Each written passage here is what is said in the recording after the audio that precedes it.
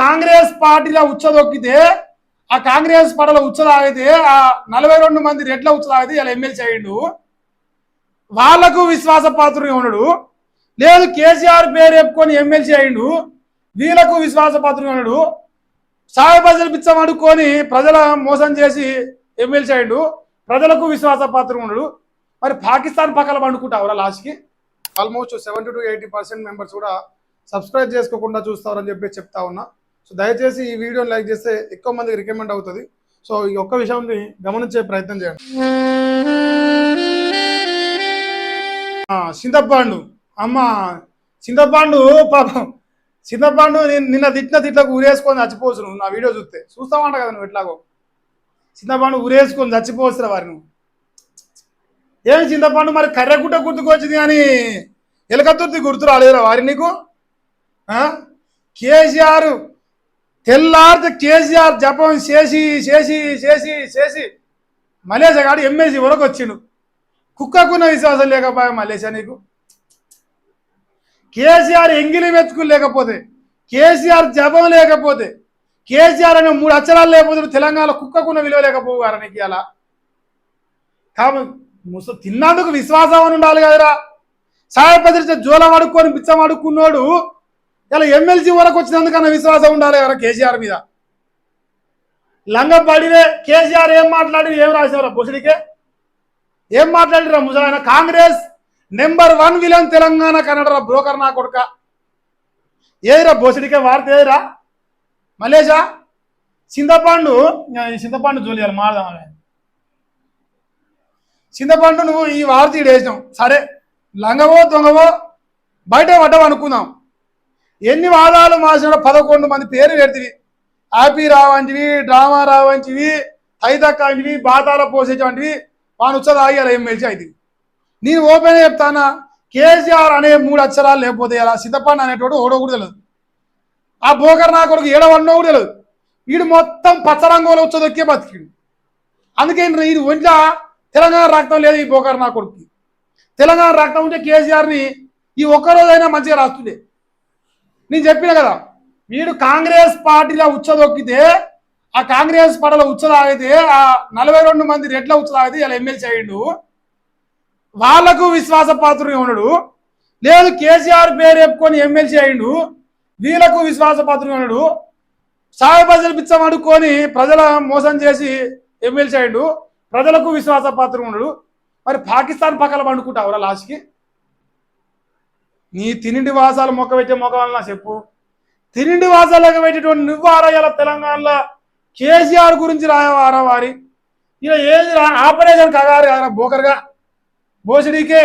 నువ్వు రాయవలసింది ఏందిరా, నువ్వు రాయవలసింది కాంగ్రెస్ 1200 మంది తెలంగాణ బిడ్డలు చంపిందని రాయరా. 1200 బిడ్డలు చంపింది బలిదేవత సోనియమ్మ, నా తల్లి సోనియమ్మ, మా అన్న రాహుల్ గాంధీ, పులువా ఏంటి ఆయన పేరు ఖర్గే సాబ్ మీద నాకు నమ్మకం ఉంది.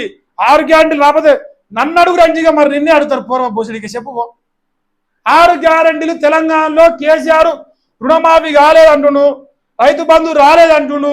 మరి కేసీఆర్ సమాధానం చెప్తావా, తెలంగాణ ప్రజలకు సమాధానం చెప్పురా బోసుడికి. లేదు కాదు కూడా దంచే ఇంకోసారి ఊడిస్తాను. నువ్వేమన్నావు, ప్రభుత్వానికి ప్రజలకు వారధిగా ఉంటున్నావు. రేవంత్ రెడ్డి మెడలు పట్టి గుంజుకొచ్చుకొని ఇప్పి బోసిడీకే ముసలాయన నీళ్ళు ఇచ్చేది, కరెంట్ ఇచ్చేది, పైసలు చేతిలో పైసలు ఇచ్చేది. ఏమన్నా ముసలిని లంఘం చేసి నువ్వు బయటపడి బోకర్ నా కొడుక. లంఘాలను దొంగలు గెలిపించి లాస్ట్కి మళ్ళా రుణమాఫీ కాలేదు, రైతు బంధు రాలేదు, 6 గ్యారెంటీలు రాలేదు అని చెప్పేసి కాంగ్రెస్ని 7 దోషుల్లో మన్నెత్తిపోస్తాని కొడుకు కూర్చోబడి అలా బీసీల వదలు పెట్టి అమ్మ అలా పక్కన చేస్తున్నాను ముడి మీద అంతటుంది. అమ్మ నేనే గెలిపిస్తే నేనే ఓట్లు వేపిస్తా అని చెప్పేసి భయం అయ్యి కొడుకు ఇలా బీసీల వదం ఎత్తుకుండు. ముసలాయన గురించి వార్త రాస్తే నోట ఊసరా సచ్చినాక కూడా మన ముసలాయన పేరు ఎప్పుకొని బతకాలి కాబట్టి మరి ముసలాయన జోలి కింద వేసింది. కర్రె కూడా గుర్తుకొచ్చిన అది. మరి నువ్వు కూడా పోరా వాడికే, నువ్వు కూడా వాడికే పో. జనజీవన సేవతో కలిసిపో అని చెప్పేసేదా కదా. జనజీవన సేవతో కలిసిపోయి రాజకీయాలు చేయండి అని చెప్తాడు బోకర్ నా కొడుకు. ఎందుకంటే అలా ఓట్లు కావాలి ఇప్పుడు. ఆ కమ్యూనిస్టులే, ఆ తుర్కోలే వక్ బోర్డులో సవర్లు అక్కర్లేదు. పశ్చిమ బెంగాల్లో హిందువుల గురించి మాట్లాడడం, కానీ మణిపూర్ అల్లర్ల గురించి మాట్లాడమే సంసారంలో. మరి ఇదే సన్నాసి నా కొడుకు ఒక్కనాడన్న రోజుకో డాక్యుమెంట్ బయట ఎత్తుంది కదా. ఇలా కాశ్మీర్లో ఆ సన్నాసి ఒకనాడు తీసుకున్న నిర్ణయాలు కాంగ్రెస్ ప్రభుత్వం దేశ మొదటి ప్రధానమంత్రి తీసుకున్న దరిద్ర నిర్ణయాల వల్లే ఇలా ఈ దేశంలో హిందువులకి గతి పట్టిన ఒకరోజు డాక్యుమెంట్ వేసినవరా బొసిడికే ఏ రేపైట్ డాక్యుమెంట్ చూస్తా. అసలు కాశ్మీరు ఎన్ని రకాలుగా హిందువులకు అన్యాయం జరిగిందో ఒకరోజు డాక్యుమెంట్ అయ్యి నీ బోకర్ముఖం వల్ల చెప్పు. ఎందుకేస్తావు అయ్యాడు పొలిటికల్ ప్రాస్టిట్యూట్స్ వ్యభిచారివిరా నువ్వు, రాజకీయ వ్యభిచారివి. పాకిస్తాన్ పక్కన కూడా వద్దావు నువ్వు, నీ బతకాలి తెలియదా మాకు.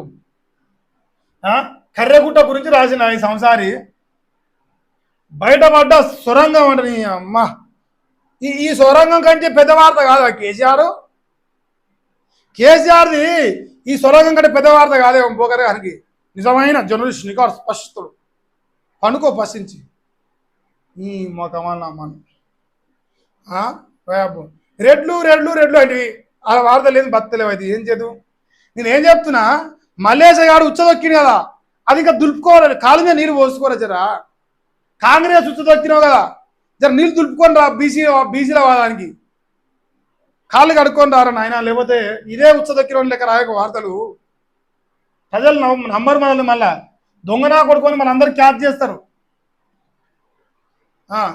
కాశ్మీర్ అభివృద్ధిని తట్టుకోలేకపోతున్నారు.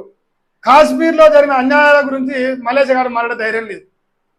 బోకర్ గాడు కదాడు అది ఏమున్నదా ఇల్లా సీతప్ప అన్న చోలి అమ్మో అమ్మో. రేవంత్ రెడ్డిది ఎన్నిసార్లు అయినాం మనం. ఇట్లా భుజాలం ఎత్తుకొని అన్నను ముఖ్యమంత్రి చేసినట, భుజాలం ఎత్తుకొని మామూలుగా కాదట. మళ్ళా ప్రజాస్వామ్యాన్ని బలోపేతం చేస్తాం, ప్రపంచానికి తెలంగాణ దిక్సూచి, సమానత్వం చాడమే వివిధ దేశాల పరిధి లక్ష్యం, ఉగ్రవాదాన్ని తీవ్రంగా ఖండిస్తున్నాం. సీఎం రేవంత్ రెడ్డి కీలక వ్యాఖ్యలు ఏడమాటో తెలియదు. భారత్ సమ్మిట్ అయిపోయిందిరా అన్న ట్వీట్ అంట. అయ్యో వాడు ముట్టి మీద నిలగొడితే వానికి ఏంది, తల్లి సోనియా గాంధీ శాసనం కదా, తల్లి సోనియా గాంధీ శాసనం కాబట్టి మరి అలా పార్టీ ముచ్చట రాసింది. ప్రశ్నించే గొంత ఇదేనా ప్రశ్న? గిది ముందర వచ్చింది కానీ కేసీఆర్ ముందర రాదు. ఈ సక్కమైన ముఖం చెప్పు కదరా, సిగ్గిలేదేమరా గాడిది నీకు నిజంగా. ఎప్పుడు మారుతావురా నాయన నువ్వు? అమ్మో జర చూడరు నాయన, చూడాలి. పెద్దపల్లి రాజన్న పచేల్ ఏం రాసినాయా? అన్నల్లారా మీకు మా కన్నీటి నివాళులు, మీ రుణం తీర్చుకునే అవకాశం స్వార్థంతో నిండుకున్నదన్నా. పోనీ అమ్మ అన్నలు మరి జితేందర్ రెడ్డిని చంపినప్పుడు జర మాట్లాడవైదేమరా? జితేందర్ రెడ్డి శ్రీనివాస్ చంపిన ఒకరోజు రాయవైద్యు కింద పెద్దగా అన్నలు లంగ పనులు చేసిరు, మంచి పనులు చేసిర్రా. కొందరికి లంగ పనులు ఎరక, కొందరికి మంచి పనులు ఎరక, అంతే తేడా. చింతపండు మళ్ళేసాక అలా ఓట్లు కావాలి. ఇప్పుడు సభ గురించి రాయపోయినావు నేను అంటిగా 26 ఏళ్ల మోసం ఈ బతుకులో మనం నోట్లో ఉంచిపించిన నన్ను. అందుకే చింతపండుని ఇంకేమంటాడు, కర్రె గుట్టలు తుపాకీ తూడాలతో దద్దరిల్లు తుంటే శాంతి చర్చలకు ససేం మీద అంటున్నారు. ఎందుకంటే ఇది కాంగ్రెస్ వాదం కదా, తుర్కోల వాదం కదా ఇది. అందుకే ఈడు ఇట్లే రాస్తాడు వార్తలు. వాని వార్తలు అట్నే ఉంటాయి, మనం అట్నే చూడాలి. నిత్యం ప్రజల కోసమే సస్తున్న మీ పోరాటాల్లో ప్రజలు ఎక్కడ మద్దతు ప్రకటిస్తున్నారు? కాల్పులను ఆపండి అనే గొంతులు ఎక్కడ పెగులుతున్నాయి? దేహానికి కద్దరు బట్టలు తప్ప దేశానికి మిగిల్చిదేమిటి?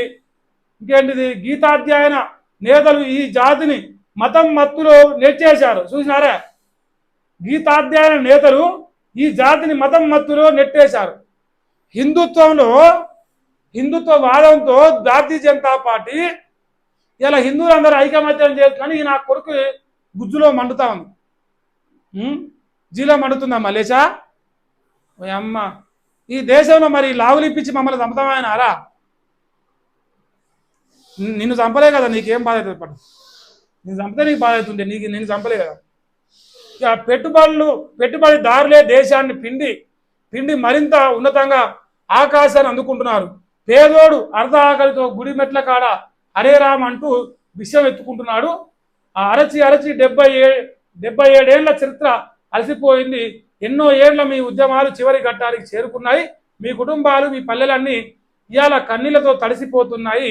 మొత్తానికైతే మీరు ఇంకా బతికి ఉండాలి, ఇంకా ఈ దేశంలో ఊచకోతలు పోయాలి, ఇంకా ఈ దేశంలో జై హింద్ అనేటువంటి భారత్ మాతకి జై అనేటువంటి చంపాలి, ఈ దేశంలో రాజకీయ నాయకులందరూ చంపాలి, కాంగ్రెస్ వాళ్ళు వాళ్ళ ఓట్ల కోసం వాళ్ళని పొగడాలి, వక్ఫ్ బోర్డులో సవర్లు ఉండాలి, కాశ్మీర్లో అల్లర్లు ఉండాలి, ఉగ్ర దాడులు ఉండాలి, ఏదున్నా సరే మాకు మాత్రం ఓటేయాలి, ఈ దేశం ఇంటర్నేషనల్ అయిపోయినా సర్లే అనుకునే లుచ్చా నా కొడుకులు మాత్రం ఇట్లా వార్తలు రాయాలి.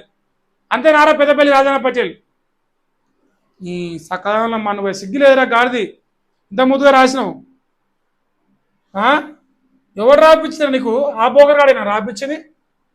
చింతపండు గాడు వాడు రాపి ఏమన్నది మంచిగా ఉంది, నువ్వు రాసింది మంచిగా ఉంటాను. దయచేసి వీడియోని లైక్ చేసే ప్రయత్నం చేయండి. సబ్స్క్రైబ్ చేసుకోకుండా దయచేసి చూడకండి. ప్రతిరోజు చెప్తా ఉన్నా 70% వరకు సబ్స్క్రైబ్ చేసుకోకుండా చూస్తూ ఉన్నారు. సబ్స్క్రైబ్ చేసుకుంటే కొంచెం ఛానల్కి రికమెండేషన్ కూడా పెరుగుతుంది. ఒకసారి కామెంట్ చూద్దాం, కామెంట్స్కి రిప్లై ఇచ్చి లైవ్ క్లోజ్ చేద్దాం.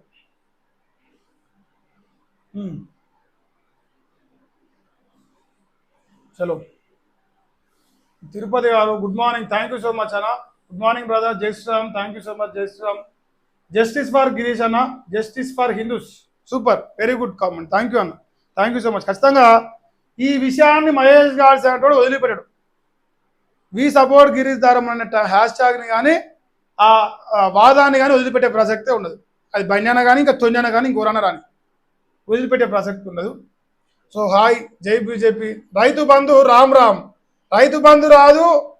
అదేవిధంగా 420 Revanth Reddy, 420 Tummala, very good. 420 government అంటారు, సూపర్ అన్న, మంచి కామెంట్. వెంకటరెడ్డి గారు చాలా మంచి కామెంట్ చేసారు. వాస్తవే కదా, మరి 420 లెక్కనే ప్రవర్తిస్తారు, ఏమైనా తేడా ఉన్నదా? మీరు అన్న దాంట్లో ఒక్క 1% కూడా తప్పలేదు. రైతు బంధు అయితే ఇక రాకపోవచ్చాయా, ఇంక మీరు వస్తాను కళ కూడా కనకురి, నాకు కూడా పెద్దగా నమ్మకం లేదు వస్తాను. రేవంత్ అన్న వ్యవహార శైలి చూస్తా ఉన్నా కాబట్టి నేను అంటా ఉన్నా మాట. జై శ్రీరామ్ అంట Bhaskar garu. Good morning sir please, very good morning. Srinivas garu thank you so much.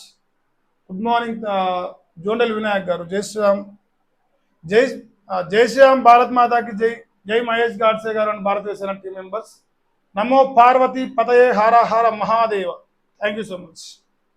జై శ్రీరామ్, సూపర్ చెప్తున్నారు బాయ్. శ్రీరామ్ రెడ్డి గారు అంట, ఫస్ట్ టైం వచ్చారా? సో సబ్స్క్రైబ్ చేసుకునే ప్రయత్నం చేయండి. శభాష్ తమ్ముడు, మంచిగా గడ్డి తినిపించడం.